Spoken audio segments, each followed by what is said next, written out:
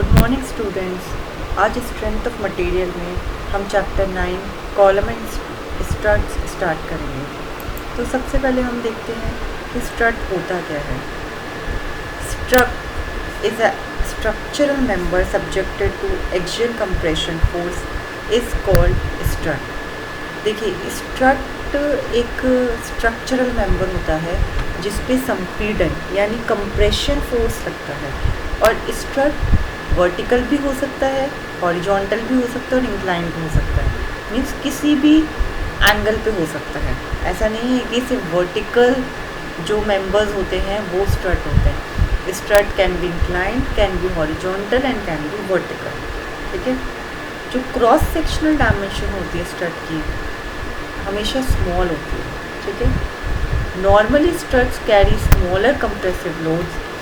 Struts are used in roof truss and bridge trusses. देखिए, struts जो होते हैं वो जनरली कंप्रेसिव लोड जो लेते हैं वो कम कंप्रेसिव लोड लेते हैं। मतलब आप उनमें एकदम बहुत ज़्यादा कंप्रेसिव लोड नहीं लगा सकते। ठीक है।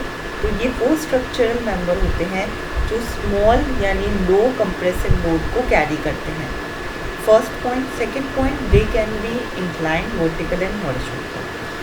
अब स्ट्रट अगर आपको समझ में आ गया तो आप कॉलम बहुत इजीली समझ सकते हैं। कॉलम वो स्ट्रट होता है जब वो वर्टिकल पोजीशन में होता है, यानी वर्टिकल पोजीशन का जो स्ट्रट है that is known as column.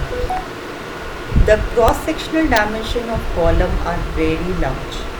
Column अगर आपने देखे हो, बिल्डिंग आप कहीं पर भी बिल्डिंग देखेंगे वो कॉलम के बिना नहीं बन सकती। तो कॉलम का जो क्रॉस सेक्शनल एरिया होता है वो काफ़ी ज़्यादा होता है, जबकि स्ट्रट का बहुत स्मॉल होता है। अगर आप कंपेयर करेंगे तो आप ज़्यादा अच्छे से इमेजिन कर सकते हैं कॉलम और स्ट्रट को। Column heavy compressive load carry करते हैं और ये कंक्रीट और स्टील बिल्डिंग्स के अंदर होते हैं। अगर आप देखें तो ये जैसा कि हमने बताया, स्ट्रट का एप्लीकेशन होता है रूफ ट्रस में या ब्रिज ट्रसेस के अंदर हम यूज़ करते हैं। जो आपने स्लोपिंग रूफ देखी होगी कहीं पे, स्लोपिंग रूफ, उसमें एक स्ट्रट बहुत यूज़ होते हैं। ठीक है, क्योंकि उसमें इंक्लाइंड स्ट्रक्चरल मेंबर चाहिए होते हैं। जबकि कॉलम आप कंक्रीट बिल्डिंग्स के अंदर इजीली देख सकते हैं। इवन हमारी कॉलेज बिल्डिंग में कहीं पे भी आप देख सकते हैं, अपने घरों में देख सकते हैं। इतने बड़े बड़े कॉलम्स होते हैं, उसके ऊपर ही पूरा स्ट्रक्चर सेट होता है। इवन आजकल अगर आप देखें सोसाइटीज़ में बेसमेंट पार्किंग जो होती है वो कॉलम्स पे ही होती है, क्योंकि कॉलम अच्छा खासा कंप्रेसिव लोड कैरी कर लेते हैं और उसके ऊपर मल्टी स्टोरी बिल्डिंग्स बनती हैं। क्योंकि मल्टी स्टोरी बिल्डिंग्स को पार्किंग स्पेस कहीं ना कहीं उनका लैक करता है, तो पार्किंग स्पेस वो नीचे पूरा फाउंडेशन कॉलम की बना के उस पर खड़ा कर देते हैं। ठीक है। नेक्स्ट है radius of gyration. Radius of gyration हम पहले भी चैप्टर में पढ़ चुके हैं। तो रेडियस ऑफ गायरेशन को हम के से डिनोट करते हैं। This is I is equal to A K square. तो के को आप बोल सकते हैं underroot I upon A. I is the moment of inertia. Moment of inertia की यूनिट हमेशा mm raise to the power 4 होती है। एरिया ऑफ सेक्शन आपका mm स्क्वायर होता है। ठीक है। तो अब हम जो सबसे इम्पॉर्टेंट है कॉलम, क्योंकि हम कॉलम और स्ट्रट के बारे में पढ़ रहे हैं, तो आपको पता होना चाहिए स्लेंडरनेस रेशियो क्या होता है। क्योंकि अगर आपको स्लेंडरनेस रेशियो पता होगा तो ही आप लॉन्ग कॉलम और शॉर्ट कॉलम में डिफ्रेंशिएट कर सकेंगे। Slenderness ratio, first of all इसे हम लैम्डा से रिप्रेजेंट करते हैं। Effective length of column upon minimum radius of gyration. ठीक है। कॉलम की जो इफेक्टिव लेंथ है upon minimum radius of gyration को हम बोलते हैं स्लेंडरनेस रेशियो। ठीक है। Lambda is equal to L E effective length को रिप्रेजेंट कर रही है और के मिनिमम रिप्रेजेंट कर रहा है मिनिमम रेडियस ऑफ गायरेशन। अगर लैम्डा मोर होगा तो इसकी load carrying capacity will be less. यानी अगर आप ये देख लीजिए कि लैम्डा की वैल्यू जैसे जैसे बढ़ती जाएगी उस कॉलम की जो लोड कैरिंग कैपेसिटी है वो कम होती जाएगी। इट मीन्स अगर हमें एक कॉलम चाहिए जो कि हैवी लोड कैरी कर ले तो उसके लिए स्लेंडरनेस रेशियो की वैल्यू क्या होनी चाहिए? कम। ठीक है। तो लोड कैरिंग कैपेसिटी और लैम्डा में इन्वर्सली प्रोपोर्शनल रिलेशन हो गया। अब जैसे आप देखिए लॉन्ग कॉलम और शॉर्ट कॉलम। लॉन्ग कॉलम क्या होते हैं? When length of column is more as compare to its cross section dimension, it is called long column. देखिए लॉन्ग कॉलम और शॉर्ट कॉलम को कैसे हम डिफ्रेंशिएट करेंगे? जब कॉलम की length compare to its cross section ज़्यादा होती है तो हम उसे बोलते हैं लॉन्ग कॉलम। आप इमेजिन कर सकते हैं लॉन्ग कॉलम वही होगा अगर उसकी लेंथ बहुत ज़्यादा है as compare to its cross section. तो ये बहुत एक तरीके से कॉमन सेंस भी है, जिसे टेक्निकल लैंग्वेज में इस तरीके से बताया गया। LE/K minimum should be greater than 50। Okay, ये 50 से ज़्यादा होना चाहिए। और तो LE/K मिनिमम हमने अभी इससे पहले वाली स्लाइड में पढ़ा था कि this is slenderness ratio. So slenderness ratio should be greater than 50। और माइल्ड स्टील के लिए ये अलग हो जाता है, शुड बी ग्रेटर देन 80। ठीक है, जबकि शॉर्ट कॉलम वो होंगे जिनकी लेंथ कम होगी as compare to its cross section. अब इसमें स्लेंडरनेस रेशियो से इनको डिफ्रेंशिएट कर रखा है। इसमें लॉन्ग कॉलम में ग्रेटर देन 50 होगा तो वो लॉन्ग कॉलम होंगे, और लेस देन 50 होगा तो वो शॉर्ट कॉलम होंगे। ठीक है। Crushing load. क्रशिंग लोड क्या होता है? देखिए क्रशिंग लोड वो लोड होता है eight which short column fails. The load at which short column fails by crushing is called crushing load. Means short column पे जिस लोड पे वो कॉलम क्रश हो जाता है, मतलब एकदम क्रश होना, जिसे आप बोलते हैं चूड़ा होना, बेसिकली क्रश हो जाता है, तो उसे हम बोलेंगे, यानी इसमें क्रैक्स डेवलप हो जाते हैं एक तरीके से, आप ये भी बोल सकते हैं, उसे हम क्रशिंग लोड बोलेंगे। क्रिपलिंग लोड और बकलिंग लोड, तो these are the modes of failure, एक तरीके से आप बोल सकते हैं कि एक कॉलम किस किस तरीके से फेल हो सकते हैं, by crushing, by crippling, by buckling. The load at which long column starts buckling is called buckling load और क्रिपलिंग लोड। देखिए जो शॉर्ट कॉलम है वो जनरली क्रशिंग से फेल होते हैं, और जो लॉन्ग कॉलम है वो बेंडिंग से फेल होते हैं, क्योंकि उनकी लेंथ इतनी ज़्यादा होती है वो एकदम से क्रश नहीं हो सकते, तो वो क्या होते हैं, पहले बेंड होते हैं, बकल आता है उनमें। ठीक है, तो जब बेंड आ जाता है उन कॉलम्स में जिस लोड पर, उस लोड को हम बकलिंग लोड या क्रिपलिंग लोड बोलते हैं। It depends upon the following factors: amount of load, हम कितना लोड उन पे लगा रहे हैं, length of the column, and conditions of the column की कॉलम की कंडीशंस क्या है। ठीक है, एंड में वो किस तरीके का सपोर्ट है, cross section of column, material of column. तो all these factors also play a vital role basically।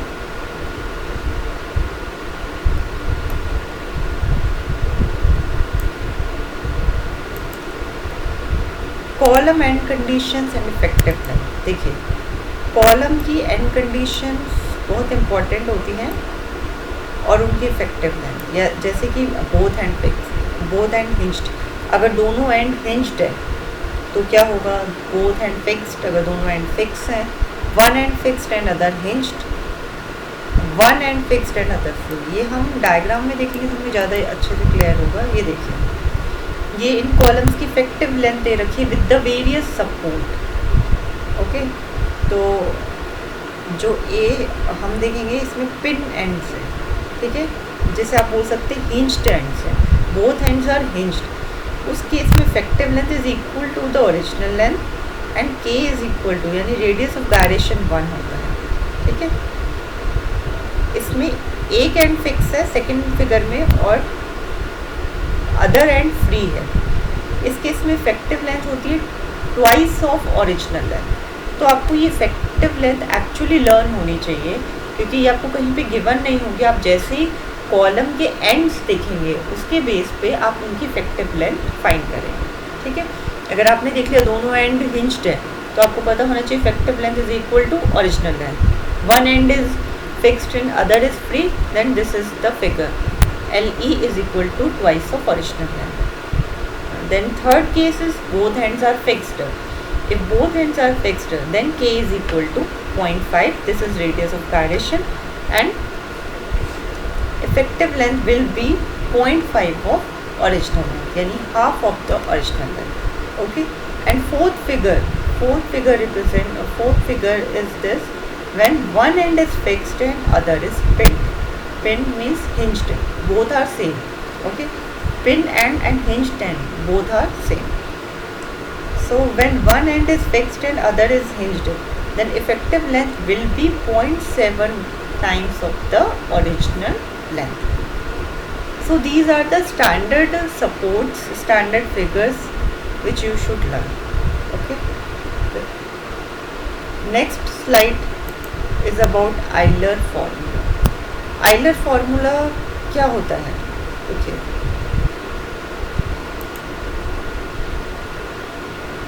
Euler formula इसमें Euler crippling load बता रखा है, पाई square E I upon L square. This is formula जो आपको learn होना चाहिए. तो Euler crippling load को हम PE से डिनोट करते हैं, where E is the modulus of elasticity, I is the moment of inertia, और हम बोल सकते हैं second moment of area, and LE is the effective length. तो this is also known as critical buckling load, क्योंकि हमने एक slide में पढ़ा है कि buckling load and crippling load both are the same, and ये बेसिकली लॉन्ग कॉलम के केस में कंसिडर किए जाते हैं. शॉर्ट कॉलम के केस में हमेशा क्रशिंग होती है, तो ये आप अपने माइंड में रखेंगे.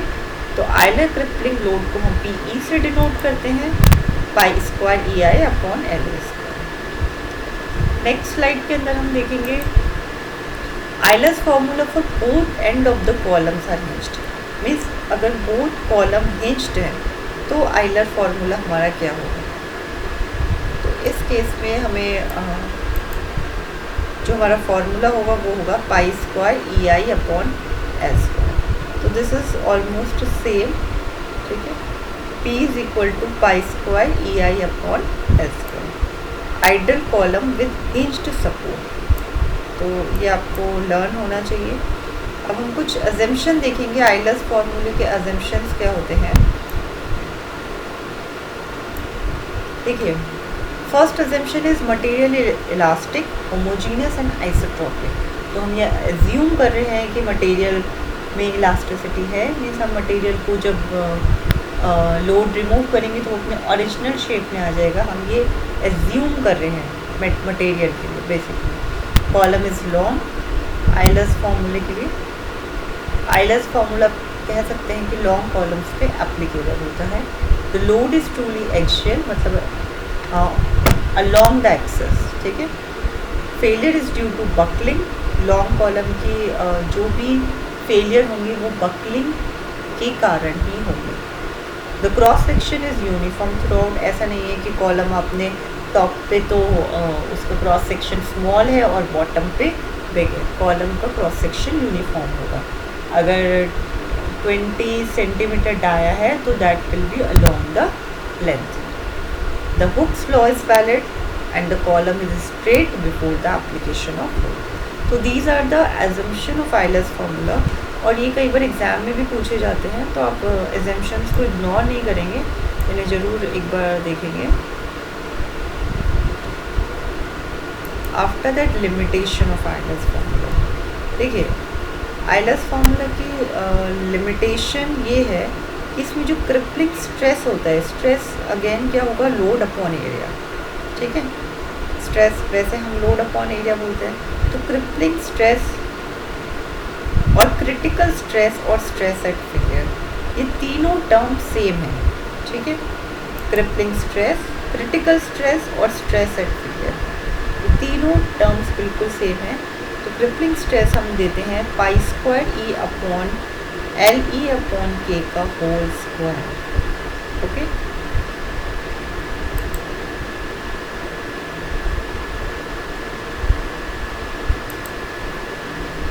तो जो लिमिटिंग वैल्यू है क्रिपलिंग स्ट्रेस की, देखिए लिमिटिंग वैल्यू हमने निकाल ली 78.54. ओके, तो 78.54 अब आपको LE/K हमने ये देखिए, दिस इज LE/K। तो हम यहाँ पे भी स्लेंडरनेस रेशियो की बात कर रहे हैं लिमिटेशन में, effective length upon radius of gyration. तो लिमिटेड वैल्यू जो है इसकी लिमिटिंग वैल्यू वो 78.54 है।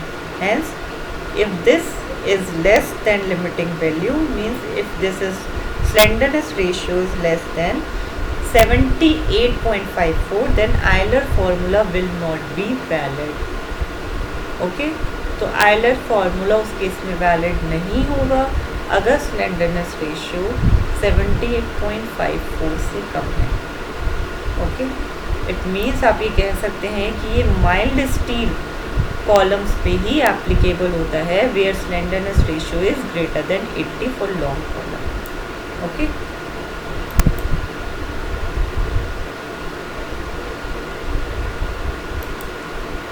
After that Rankine formula.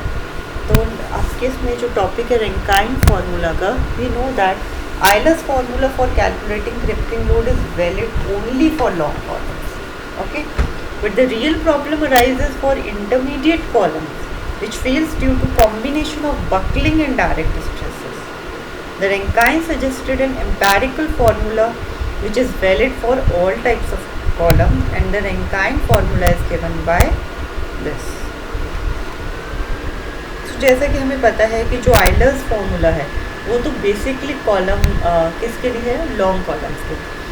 तो अगर शॉर्ट कॉलम्स आते हैं या इंटरमीडिएट कॉलम्स आते हैं तो उसमें हम ये वाला फॉर्मूला यूज़ करेंगे जो कि रैंकाइन ने दिया था, which is sigma C A upon 1 plus small A multiply by lambda का square, where A is the small A is the Rankine constant and this is equal to sigma C upon pi square E I, and where lambda is slenderness ratio, जो कि हम पहले भी देख चुके हैं कि स्लेंडरनेस रेशियो होता है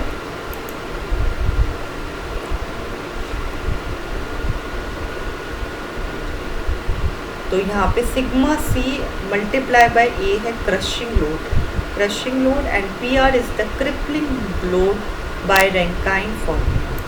तो आप इसमें पी आर निकाल रहे हैं which is the crippling load जो कि रैंकाइन ने दिया था, और सिग्मा सी मल्टीप्लाई बाय ए है आपका क्रशिंग लोड।